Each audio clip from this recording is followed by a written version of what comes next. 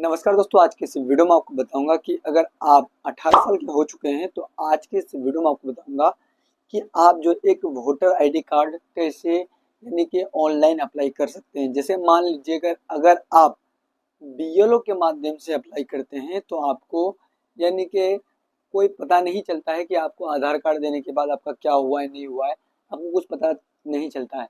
तो आज के इस वीडियो में हम अपने घर बैठे कंप्यूटर या लैपटॉप या अपने मोबाइल फ़ोन के माध्यम से आप एक नया वोटर आईडी कार्ड बना सकते हैं। अगर आपका 18 साल से ज़्यादा उम्र हो चुका है या 18 साल हो गया है तो आप एक नया वोटर आईडी कार्ड अप्लाई कर सकते हैं।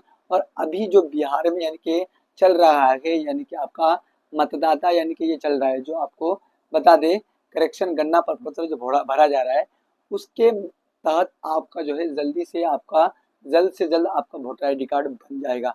तो कैसे ऑनलाइन अप्लाई करना है आज के इस वीडियो में पूरा डिटेल के साथ बताया जाएगा, तो इसलिए कि वीडियो को अंत तक जरूर देखें। तो चलो तो आप वीडियो को स्टार्ट करते हैं। और वीडियो को स्टार्ट करने से मैं आपको बता दें, अगर चैनल पर नया है तो चैनल को सब्सक्राइब करके बेल आइकन को प्रेस जरूर कीजिएगा। और आज के इस वीडियो में बिल्कुल स्टेप बाय स्टेप इस वीडियो में बताया जाएगा, तो इसलिए कि वीडियो को अंत तक जरूर देखें।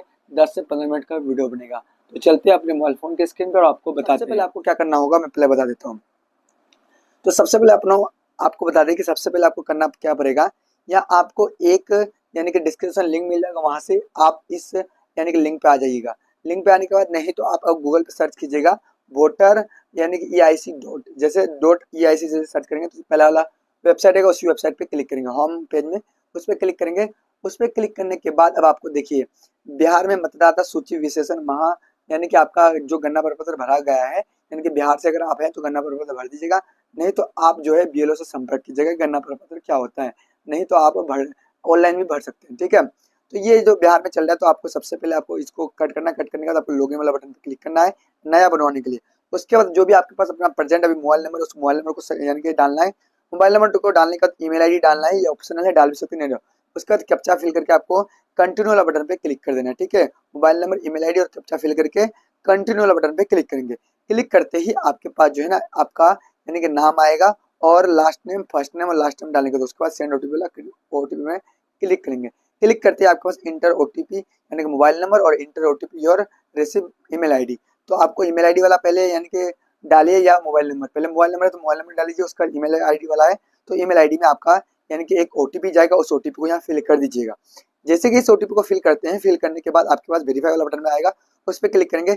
उस पर क्लिक करते ही आपके पास जो है your successfully sign up kindly login you new यानी कि आपका लॉगिन हो गया है, लॉगिन आईडी, ठीक है।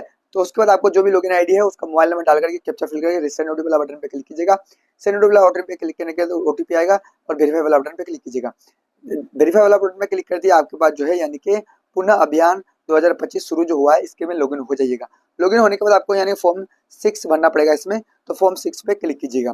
फॉर्म 6 पे क्लिक करते ही आपके पास इस तरह का यानी कि फॉर्म खुल के आ जाएगा। अपना जो भी स्टेट है स्टेट सेलेक्ट कीजिएगा। उसके बाद आपको डिस्ट्रिक्ट सेलेक्ट करना है। डिस्ट्रिक्ट सेलेक्ट करने के बाद आपको असेंबली सेलेक्ट करना है। तो आपको असेंबली पता नहीं होगा तो आप सेलेक्ट AC यानी कि जिसको बोलते हैं असेंबली सेलेक्ट कीजिएगा।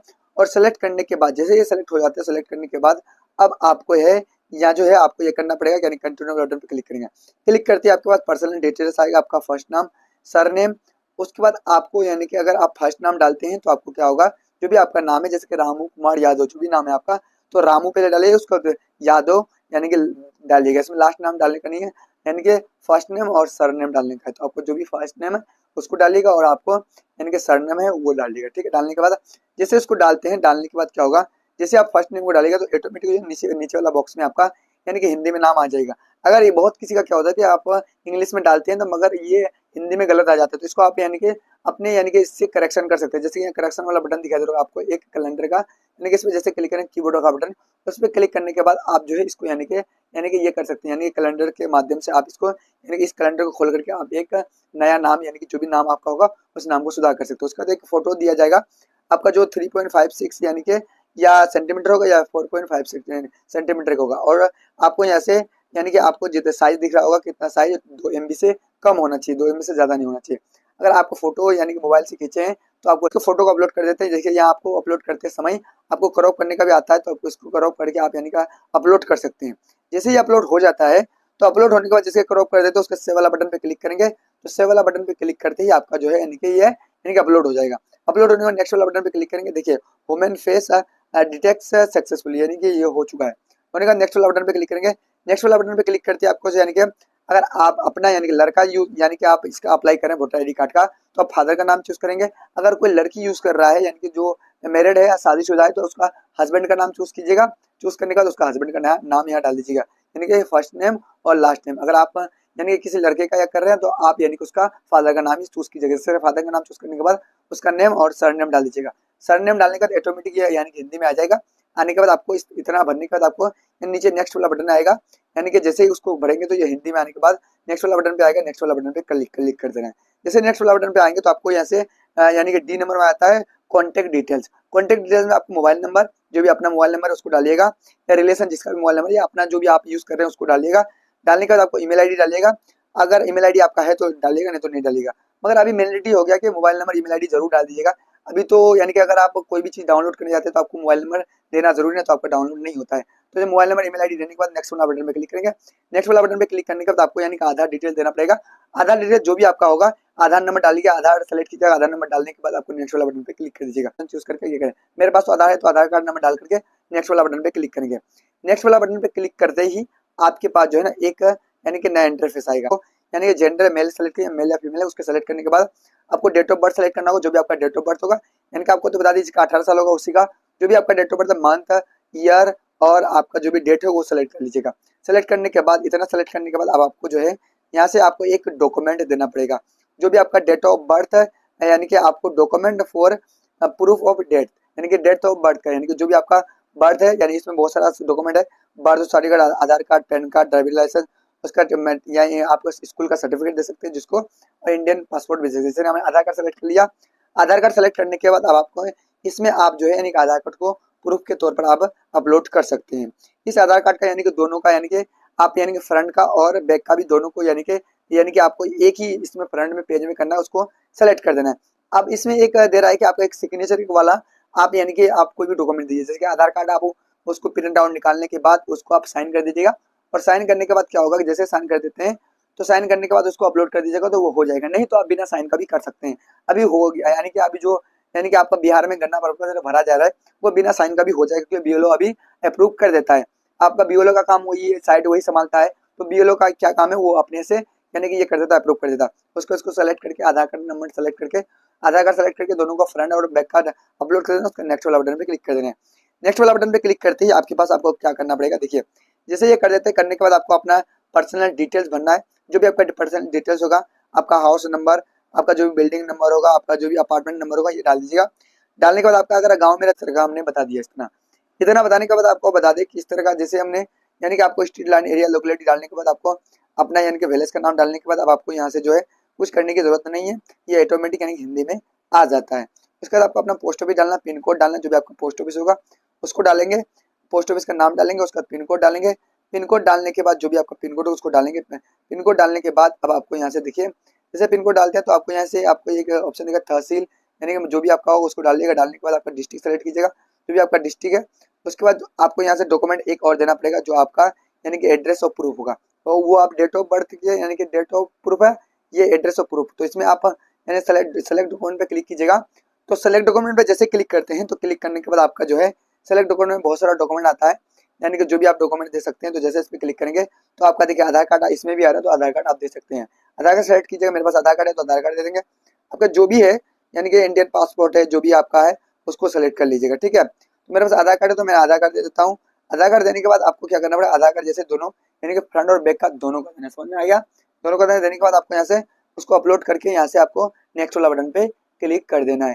जैसे नेक्स्ट वाला बटन पे क्लिक करते हैं तो आपके पास एक नया इंटरफेस आता है।